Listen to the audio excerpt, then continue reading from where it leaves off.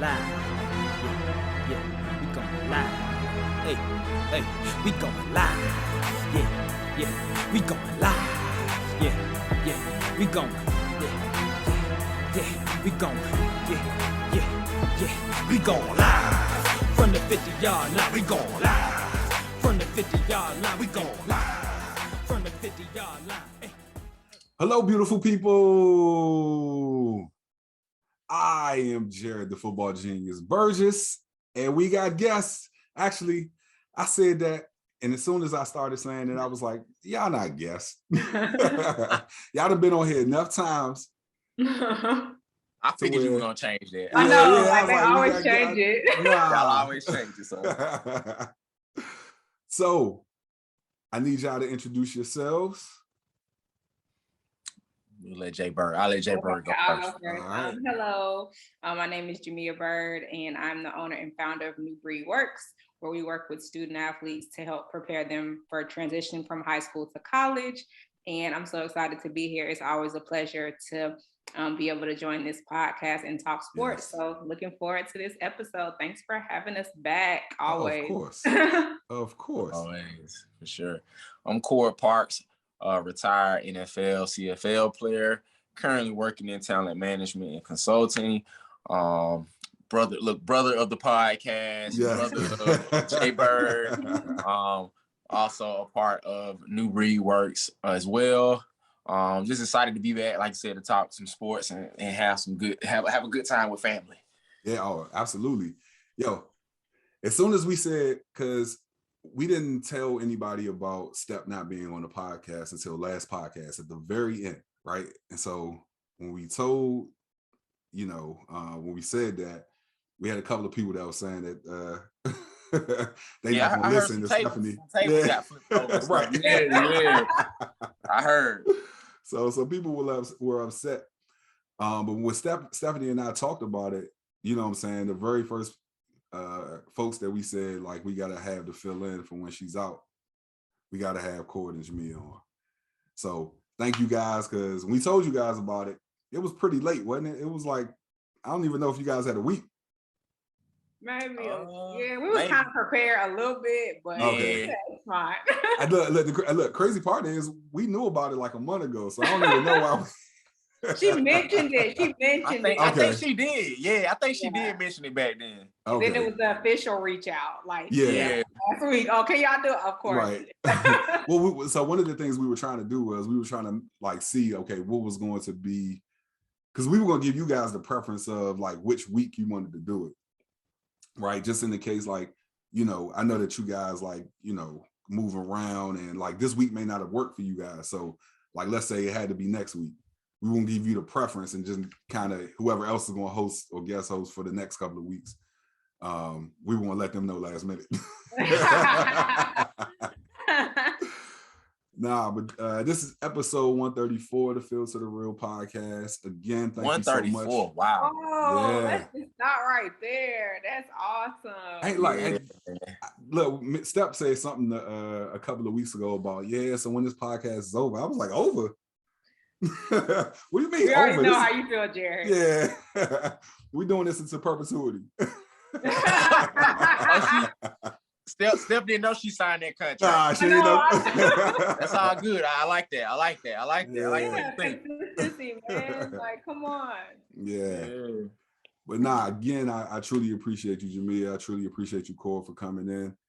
I appreciate you. Filling in. You guys know it's always an open invitation for you guys to come on. But, filling in, we truly appreciate that. Anytime. Anytime, man. Well, let's jump into this Who's Really Right. And I know that when we started and we put this Who's Really Right out there, it was before the trade deadline passed. And so we kind of got to alter it a little bit now. Because if you guys have been paying attention, Cleveland has 2 days in a row has sent OBJ home. So they did not trade him. Mm-hmm. They've sent him home. And so our adjustment to this Who's Really Right is, should the Cleveland Browns release Odell Beckham Jr.? And so we're going to start ladies first. J'Mia, where you at with it? Oh, this is yeah.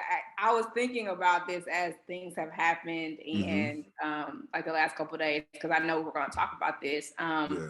And at this point, it looks like they should. I mean, he doesn't seem to be happy, and now they have dismissed him from practice. And in my mind, that's saying, well, he's a distraction to the team. We're better off if he's not here. Right. And I didn't hear Baker Mayfield's comments yesterday, but from what I heard about what he said, he was very professional in his approach.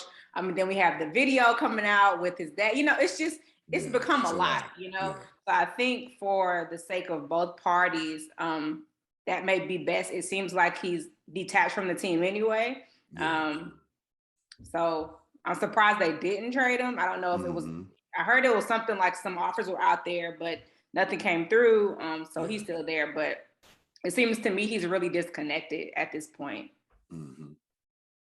Where you at with it, Corey? I've been on teams where news like this creates a huge distraction in the locker room. Okay. Especially at a pivotal time. What is the Browns record? It should be better than what it is. Should be better than what it is. Yeah, 100%. And I think I'm gonna put my GM hat on for a second. Okay. I think the reservations, I think a couple of the teams that were interested were, well, here's the thing. If you release him and I'm in your division, I'm picking him up. I'm picking him up for the inside information on how to beat you. Right. And that's how it works. You know what I'm saying? Like, so it creates that. The question is how long do you keep the cancer in the locker room before it starts to really bleed?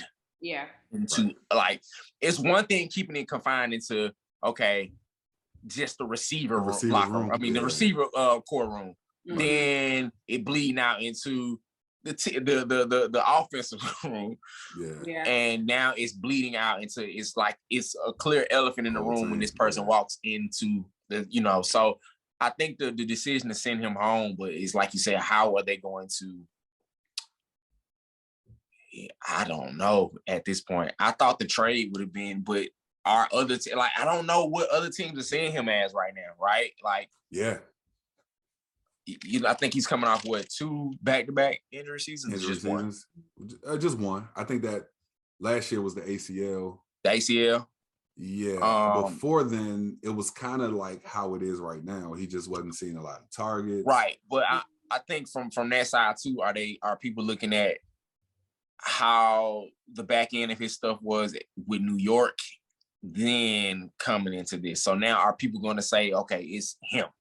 Right. You know what I'm saying? So I think that just, you know, starts to be a thing where that bug gets around and word travels pretty quickly across the league, like especially behind the scenes, like, oh, this guy's not good for the locker room. He's this, he's that, which I hope that that's not the case. But I just, with them holding it to this point, it's just like, I don't know the end game. Cause like I say, you could have just sent him off somewhere, but I don't even know the money situation with him.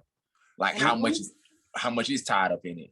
Go ahead, I'm sorry. I want to say I heard that he already made all his guaranteed money, if I'm not mistaken. Maybe, I don't know. But that's what I thought I heard, that he already made his guaranteed money from that contract. I believe he's still owed, for the rest of this season, he's still owed about $8 million, right? And so I think that the reluctance to release him is because of that, because Cleveland's still going to have to eat that. Like, they can't expect any other team to eat that, even in the trade. Yeah, the trade, I think they'll still have to eat it in the trade too. Right. And so, well, I saw that like they could work out a deal where like another team would pay some of it or pay, you know, a portion of it or something like that.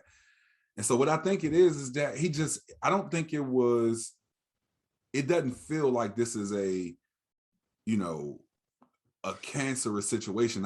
If I'm not mistaken, like this is really the only thing that we've heard about him in Cleveland, this thing with his dad, and now this coming out. And there has to be some frustration because with him, and this is why I don't necessarily put it on him now, Dad, you gotta be quiet. If this is me and I'm talking about that, like, Dad, you gotta relax, like, because doing this, you're messing up my trade market, like you're messing up, like, you know. And so I just think that there wasn't really a market for him in trading for him because, you know, you got to give up something to get him. Yeah. You know what I'm saying? And so I don't think any teams were willing to do that because you haven't really seen him be that Odell Beckham Jr. that he was his rookie year in a long time. And so it's like, okay, well, we're not going to trade for him and give anything up because Cleveland ain't doing nothing with him. It's not like they're using him, you know, to the best of his ability. So let's let them, you know, take that. And if they decide to release him, then we can go get him. Yeah. But Cord, you said it. You said it. That's the reason why I would not release him, because we cannot afford for him to go to the Ravens, the Bengals, or the Steelers. And so I'm keeping him in the building, not literally, because J'Mia, you're right. We don't want him to be a cancer in the room. Yeah. So we send him away. Go ahead and make your money, because we're going to have to pay you anyway, even if we release you. But we cannot afford for you to go to a team in the division. And we know that OBJ is going to do that despite the Cleveland Browns. Absolutely. I think any player is going to do that. Yeah. At least for the rest of that season. Yeah. You definitely going to get the information that you're looking for. And I don't think it's a cancer from him being a cancer, but what ends up happening is the news of it begins to be like, it just ends up being a huge, huge distraction in the locker room. And we're not talking about football no more. Even when the reporters come, it ends up being some type of spin and some type of twist on what's going on with that particular player. Right. Yeah. We've seen it happen. It could be that they can ask the punter about it. Like it'll be a way to steer this question back to that. So I think that's the part that just makes it very tough. Yeah. It makes it very tough. Man. Well, it sounds like, Cord, you on the side of releasing them.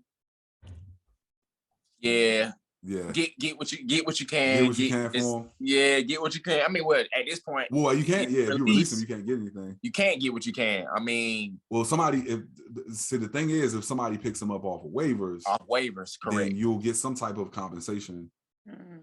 Yeah. But if you release him and he goes unclaimed off of waivers, then the Bengals are looking pretty strong. Yeah, I mean, Pittsburgh could really use a receiver. Oh yeah. Yeah, and what's crazy is somebody pick him up off waivers. It's 8. They'll foot that, but if you let him clear waivers, then you got to negotiate a new deal. Oh, true. Okay. So I think that would. Yeah. Well, he don't really have much leverage now. So even if they did try, you know, I think it'd be kind of bad for him, because what leverage does he have to walk into a GM's office right now and say, I want who's the top paid receiver right now? Oh, no. He definitely doesn't have leverage from that. No. So you could probably get him for a steal all right, you got 8 games to prove yourself to get to a big deal. Right. Come in here for the veteran minimum. Yes. You know, in the next couple of years, the cap is going to balloon. Like the cap is going to balloon. I want to say it's going to jump somewhere like maybe 30 million in the next year. And then it's going to jump even higher after that. So I'm surprised that somebody didn't really take the hit on that salary. It's only 8 million. Only. I'm saying it like it's my money. but then to your point earlier, you know, what is the word or about his character? You know, what is, like, do people want him in their locker room? Yeah. Like, what's the back end of the story that may not be being told? You know, right? Like, that could be playing a part in that. Right. Yeah, that's true though. I hope, you know what I'm saying, teams take a more, like, they do their homework on it, you know, because we haven't heard much out of the locker room from him in the last couple of years, you know, and it feels like he was keeping it quiet to kind of dispel some of those things that were said about him in New York. Exactly. So it's unfortunate that this comes up at this time, you know. Yeah, and I feel like he was doing a fairly good job of that. Right. to try to right his wrong in the perception of the media. Right. Yeah. Well, you guys let us know who's really right. It looks like I am on the side all by myself because J'Mia and Cord feel like it's time to cut ties with them and to go ahead and release them. Me, I feel like this is not the time to give someone the ammunition to separate a little more from you in your division. So you guys let us know who's really right. We're going to have this up on, we'll have a poll question up on our audio format. And you should be able to answer it if you are on Spotify and Apple Music, if I'm not mistaken. And definitely go to our Twitter account so you can answer the question, who's really right. Now put the cameras on me, put the cameras on me, put the cameras on me, put the cameras on me, put the cameras on me, put the cameras on me, put the cameras on me, put the cameras